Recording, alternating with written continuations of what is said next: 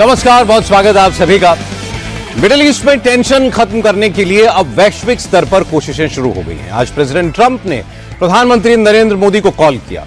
दोनों नेताओं के बीच मिडिल ईस्ट के हालात पर चर्चा हुई। इससे पहले विदेश मंत्री एस जयशंकर की अमेरिका के विदेश मंत्री मार्को रूबियो के बीच लंबी बात हुई थी। मोदी ने ट्रंप से ईरान के साथ जंग के कारण दुनिया भर में पैदा हुए एनर्जी क्राइसिस पर चिंता जाहिर की।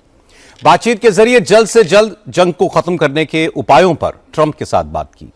ईरान ने भी कंफर्म किया है कि ईरान की टॉप लीडरशिप भारत के शीर्ष नेतृत्व के साथ लगातार संपर्क में है। आज प्रधानमंत्री नरेंद्र मोदी ने पार्लियामेंट में भी कहा कि भारत का रुख स्पष्ट है, जंग से किसी का भला नहीं होगा, रास्ता बातचीत से ही निकलेगा और भारत इसी दिशा में काम कर रहा है। भारत सरकार सभी स्टेक होल्डर्स के साथ संपर्क में है, लेकिन मोदी ने मुश्किल वक्त के लिए तैयार रहने को भी कहा। प्रधानमंत्री ने कहा कि मिडिल ईस्ट के जो हालात हैं उसका असर लंबे वक्त तक रहेगा। आने वाला वक्त चुनौतीपूर्ण होगा और इसका मुकाबला पूरे देश को मिलकर करना होगा। हालांकि प्रेसिडेंट ट्रंप ने कहा कि ईरान के साथ बातचीत सकारात्मक दिशा में चल रही है, इसलिए उन्होंने ईरान के एनर्जी इंफ्रास्ट्रक्चर पर हमले 5 दिन के लिए रोक दिए हैं। उन्हें उम्मीद है कि जल्द ही कोई रास्ता निकलेगा। लेकिन ग्राउंड पर सिचुएशन कैसी है? ट्रंप के ऐलान के बाद ईरान में धमाके क्यों हो रहे हैं? ईरान ने आज इजराइल में कहां हमले किए और स्ट्रेट ऑफ हॉर्मुज से आज कितने टैंकर निकल पाए? इनमें भारत के कितने जहाज हैं? यह सब मैं आपको बताऊंगा आज की बात में। शुरुआत करते हैं आज की सबसे बड़ी और पॉजिटिव खबर से। 28 फरवरी को युद्ध शुरू होने के बाद अमेरिका के प्रेसिडेंट डोनाल्ड ट्रंप की प्रधानमंत्री नरेंद्र मोदी से पहली बार बात हुई। प्रेसिडेंट ट्रंप ने प्रधानमंत्री को फोन किया। दोनों नेताओं ने मिडिल ईस्ट के युद्ध को लेकर आपस में चर्चा की। ट्रंप और मोदी दोनों ने कहा कि स्ट्रेट ऑफ हॉर्मुज में फ्री नेविगेशन बहुत जरूरी है और सभी देशों को यह इंश्योर करना चाहिए, क्योंकि स्ट्रेट ऑफ हॉर्मुज का खुला रहना वर्ल्ड इकोनॉमी के लिए बहुत जरूरी है। प्रधानमंत्री ने युद्ध जल्द से जल्द खत्म करने पर भी जोर दिया। वहीं भारत में अमेरिका के राजदूत सर्जियो गौर ने मोदी और ट्रंप की बातचीत की डिटेल देते हुए बताया कि दोनों नेताओं की कॉन्वर्सेशन बहुत पॉजिटिव और फ्रूटफुल रही। युद्ध शुरू होने के बाद से प्रधानमंत्री मोदी लगातार एक्टिव हैं। उन्होंने अब तक ईरान, यूनाइटेड अरब अमीरात, बहरीन, कुवैत, कतर और जॉर्डन के नेताओं से बात की है। प्रधानमंत्री मोदी ने मिडिल ईस्ट के हालात को लेकर सऊदी अरब के क्राउन प्रिंस मोहम्मद बिन सलमान से भी फोन पर बात की है और ओमान के सुल्तान काबूस बिन सैयद अल सैयद से भी मिडिल ईस्ट के हालात पर लंबी चर्चा की है। फ्रांस के राष्ट्रपति इमानुएल मैक्रों, मलेशिया के प्राइम मिनिस्टर अनवर इब्राहिम के साथ भी प्रधानमंत्री मोदी की बातचीत हो चुकी है। आज संसद में प्रधानमंत्री ने कहा कि भारत का स्टैंड बिल्कुल क्लियर है, जंग रुकनी चाहिए और इसका एक ही तरीका है, बातचीत। भारत ने युद्ध में शामिल सभी पक्षों से डी एस्केलेशन की अपील की है। प्रधानमंत्री मोदी ने आज साफ साफ कहा कि भारत निर्दोष नागरिकों और सिविलियन एरियाज को निशाना बनाए जाने के खिलाफ है। इसके साथ हॉर्मुज स्ट्रेट जैसे इंटरनेशनल ट्रेड रूट को बंद करने के भी सख्त खिलाफ है।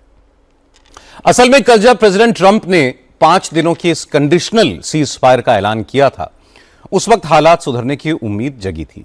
शेयर मार्केट्स और क्रूड ऑयल की कीमतों पर भी इसका असर दिखा था। लेकिन आज ग्राउंड पर जो हालात दिखे वो बिल्कुल उलट हैं। आज भी अमेरिका और इजराइल ने ईरान पर हवाई हमले जारी रखे। आज अमेरिका और इजराइल के फाइटर जेट्स ने ईरान के अलग अलग हिस्सों पर बमबारी की। कुवैत में मौजूद अमेरिकी बेस से ईरान पर surface to air missiles fire की गई। इजराइल का दावा है कि उसने तेहरान में इस्लामिक रेवोल्यूशनरी गार्ड कोर के इंटेलिजेंस हेडक्वार्टर को बॉम्बिंग में तबाह कर दिया।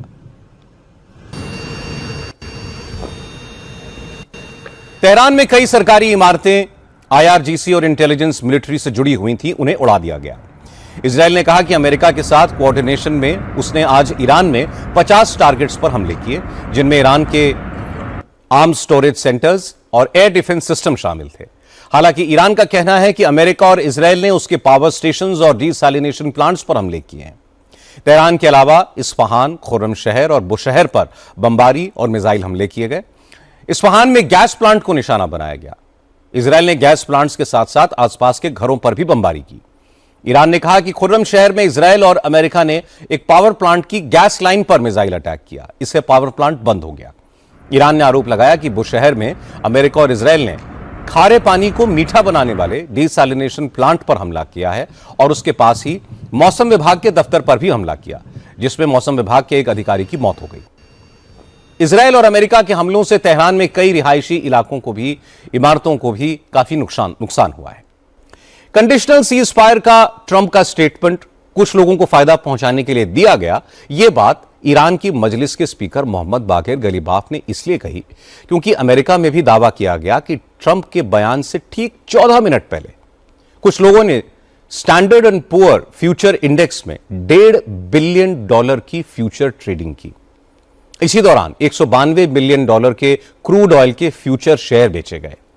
शेयर मार्केट की यह सौदेबाजी नॉर्मल ट्रेडिंग से 4 से 6 गुना ज्यादा थी। मतलब जिन लोगों ने भी यह खरीद फरोख्त की उन्होंने करीब $60 मिलियन मतलब $6.25 लाख करोड़ रुपए का जबरदस्त मुनाफा कमाया। अब आरोप लग रहे हैं कि ट्रंप के ऐलान के बाद मार्केट से मुनाफा कमाने वाले ट्रंप के करीबी लोग उनकी टीम के मेंबर्स थे, जिनको पहले से यह मालूम था कि ट्रंप ईरान के साथ बातचीत की जानकारी सोशल मीडिया पर देने वाले हैं।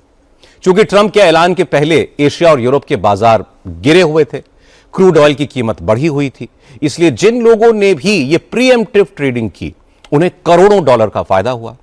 इसलिए ईरान के नेता यह इल्जाम लगा रहे हैं कि ट्रंप ने मार्केट को मैनिपुलेट करने के लिए ईरान के साथ बातचीत का बस एक शिगुफा छोड़ा है। खुद ट्रंप ने भी इस मार्केट मैनिपुलेशन के संकेत दिए। उन्होंने कहा कि डील होते ही तेल के दाम धड़ाम से जमीन पर आ जाएंगे। ईरान के इस आरोप में काफी सच्चाई दिख रही है कि ट्रंप ने 5 दिन तक ईरान के पावर प्लांट्स को निशाना नहीं बनाने का फैसला अपनी मिलिट्री प्लानिंग के लिए किया, क्योंकि फिलहाल अमेरिका के पास युद्ध का कोई प्लान नहीं है। अमेरिकी और इजरायली मीडिया कह रहा है कि ट्रंप ईरान पर जमीनी हमले के लिए एक बहुत बड़ी सेना खड़ी कर रहे हैं। इजरायल के न्यूज़पेपर जेरूसलम पोस्ट के मुताबिक अमेरिका के 2,500 मरीन्स, 2,000 सेलर्स, 3,000 पैराट्रूपर्स और 3 एम्फीबियस शिप्स, मतलब जमीन और पानी दोनों में चलने वाले जंगी जहाज, ये मिडिल ईस्ट की तरफ रवाना किए गए हैं और ये सब अगले 2 से 3 दिनों में ईरान के पास पहुंच जाएंगे। न्यूयॉर्क टाइम्स ने भी इसकी तस्दीक की है कि अमेरिका से 3,000 पैराट्रूपर्स मिडिल ईस्ट रवाना किए गए हैं। इन पैराट्रूपर्स को अमेरिका के फोर्ट ब्रैग की एयरबॉर्न डिवीजन से भेजा गया है। वहीं एशिया पैसिफिक में तैनात 3 वॉरशिप्स जो इस वक्त हिंद महासागर में है, वो भी जल्द ही अरब सागर पहुंच जाएंगे। हालांकि आज प्रधानमंत्री नरेंद्र मोदी ने फिर कहा कि इस वक्त मिडिल ईस्ट के जो हालात हैं उस पर तुरंत रिएक्ट करने की कोई जरूरत नहीं है। फिलहाल सब्र और संयम से काम लेने का वक्त है। प्रधानमंत्री मोदी ने कहा कि यह संकट अलग तरह का है, इससे निपटने के उपाय भी अलग तरह के होंगे। मोदी ने आज राज्यसभा में ईरान और अमेरिका की जंग से पैदा हुए हालात पर बयान दिया। कल लोकसभा में वो बोले थे। प्रधानमंत्री के बयान के कुछ देर बाद ही प्रेसिडेंट ट्रंप ने कंडीशनल सीज फायर का ऐलान किया था। 5 दिन के लिए ईरान के एनर्जी इंफ्रास्ट्रक्चर को टारगेट न करने का आदेश दिया था। इसलिए बदले हुए हालात में प्रधानमंत्री मोदी के आज के स्टेटमेंट पर सबकी नजर थी। मोदी ने कहा कि पश्चिम एशिया के जो हालात हैं उसका असर पूरी दुनिया पर पड़ा है और भारत भी इससे अछूता नहीं है और इसके दुष्प्रभाव लंबे वक्त तक दिखेंगे। ऐसे में लोगों को हर तरह की चुनौतियों का सामना करने के लिए तैयार रहना चाहिए। हालांकि मोदी ने यह भरोसा भी दिलाया कि सरकार पूरी कोशिश कर रही है कि इस जंग का असर देश के आम लोगों पर कम से कम हो। वर्तमान संकट ने पूरी दुनिया की इकोनॉमी को हिला दिया है। अभी तक पश्चिम एशिया में जो नुकसान हुआ है उससे रिकवर होने में भी दुनिया को बहुत समय लगेगा। भारत पर इसका कम से कम दुष्प्रभाव हो, इसके लिए निरंतर प्रयास किए जा रहे हैं। तेल और गैस को लेकर सियासत तो अगले कई हफ्तों तक चलती रहेगी, लेकिन इस बीच आम जनता टेंशन में है। एलपीजी को लेकर पहले से ही कई शहरों में लाइनें दिख रही थी, लेकिन अब पेट्रोल और डीजल को लेकर अफवाहें भी अपना रंग दिखाने लगी हैं। ईरान युद्ध को भले ही 3 हफ्ते से ज्यादा वक्त हो चुका है, लेकिन तेल की दिक्कत अभी तक कहीं नहीं दिखी। इसके बावजूद देश के कई शहरों में पेट्रोल और डीजल की पैनिक बाइंग नजर आने लगी है। पेट्रोल पंप्स पर लंबी लंबी लाइनें लग रही हैं। 2 व्हीलर्स की संख्या यहां ज्यादा है। खास बात यह है कि अफवाहों का असर उत्तर से दक्षिण, पूरब से पश्चिम सब जगह दिख रहा है। राजस्थान के छोटे शहरों से लेकर हैदराबाद जैसी कॉस्मोपॉलिटन सिटी, हर जगह अफवाह का असर दिखा। गुजरात में तो लगातार दूसरे दिन कई शहरों में पेट्रोल पंप्स पर लोगों की भारी भीड़ दिखी। अब बात बंगाल की। पश्चिम बंगाल में आज भी एसआईआर पर सियासी पारा गर्म रहा। चुनाव आयोग ने कल आधी रात को बंगाल की सप्लीमेंट्री वोटर लिस्ट जारी कर दी। यह लिस्ट उन वोटर्स की है जिनके नाम पर सस्पेंस था। इलेक्शन कमीशन ने ऐसे 29 लाख नामों का फैसला कर लिया है, लेकिन अभी तक यह साफ नहीं हो पाया है कि 29 लाख वोटर्स में से कितने नाम लिस्ट में रखे गए हैं और इनमें से कितने नाम कटे हैं। रात को सप्लीमेंट्री लिस्ट जारी हुई और सुबह सुबह मुख्यमंत्री ममता बनर्जी ने एक बार फिर चुनाव आयोग पर हमला बोल दिया। ममता बनर्जी ने बात शुरू की केरल में जारी हुए बीजेपी की मोहर वाले चुनाव आयोग के डॉक्यूमेंट से। उन्होंने कहा कि इलेक्शन कमीशन के आदेश पर बीजेपी का सिंबल बता रहा है कि इलेक्शन कमीशन निष्पक्ष नहीं है। ममता ने कहा कि चुनाव आयोग के खिलाफ देश के सभी विपक्षी दलों को एकजुट होना चाहिए, तभी देश में लोकतंत्र बचेगा। अब खबर तमिलनाडु की। तमिलनाडु विधानसभा चुनाव के लिए एआईएडीएमके ने अपना घोषणा पत्र आज जारी कर दिया। राज्य के सियासी ट्रेंड के हिसाब से मैनिफेस्टो में फ्रीबीज की झड़ी लगा दी गई है। एआईएडीएमके ने उन सभी परिवारों को एक एक फ्रिज देने का वादा किया है जिनके पास राइस कैटेगरी वाला राशन कार्ड है। तमिलनाडु के हर परिवार को एक बार एक मुश्त 10,000 रुपए दिए जाएंगे, जिससे वो टैक्स और महंगाई से थोड़ी राहत महसूस कर सकें। घोषणा पत्र जारी करते हुए पार्टी के महासचिव पलनीस्वामी ने कहा कि फ्रिज मिलने से परिवार की महिलाओं को राहत मिलेगी। इसके अलावा हर परिवार को साल में 3 गैस सिलेंडर मुफ्त मिलेंगे। जलीकट्टू के दौरान मरने वालों के परिवार को 10 लाख रुपए का मुआवजा मिलेगा। साथ साथ कई और ऐलान किए गए हैं। अम्मा 2 व्हीलर स्कीम के तहत 5 लाख कामगार महिलाओं को स्कूटी खरीदने के लिए 25,000 रुपए की सब्सिडी, ओल्ड एज पेंशन को बढ़ाकर 2,000 रुपया करना, महिला और पुरुष दोनों को बस में मुफ्त सफर का वादा भी किया गया है। एआईएडीएमके घोषणा पत्र में 297 वादे हैं, जिनमें बिजली के bill, property tax, water tax, sewage tax समेत कई चीजों में राहत देने की बात कही गई है। अब बात उत्तर प्रदेश की। आज उत्तर प्रदेश में एआईएमआईएम के प्रदेश अध्यक्ष शौकत अली के एक बयान की खूब चर्चा हुई। शौकत अली मेरठ में ईद मिलन के कार्यक्रम में थे, जहां उन्होंने कहा कि यूपी में मुसलमानों को टारगेट किया जा रहा है, मुसलमानों के एनकाउंटर हो रहे हैं, लेकिन समाजवादी पार्टी और दूसरे विरोधी दल खामोशी से मुसलमानों पर हो रहे जुल्मों को देख रहे हैं।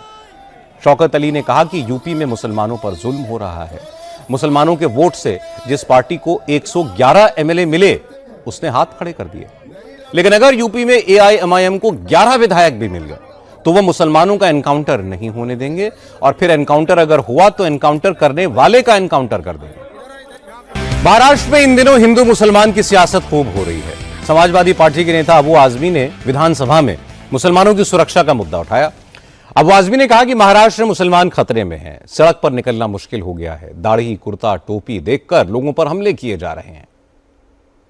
बिहार के बाहुबली नेता अनंत सिंह दुलारचंद यादव हत्याकांड में जेल से जमानत पर बाहर आ गए हैं।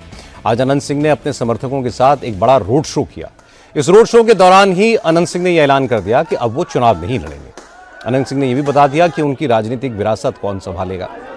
अनंत सिंह ने आज मंदिर जाकर पूजा की, हजारों लोगों को भोज दिया।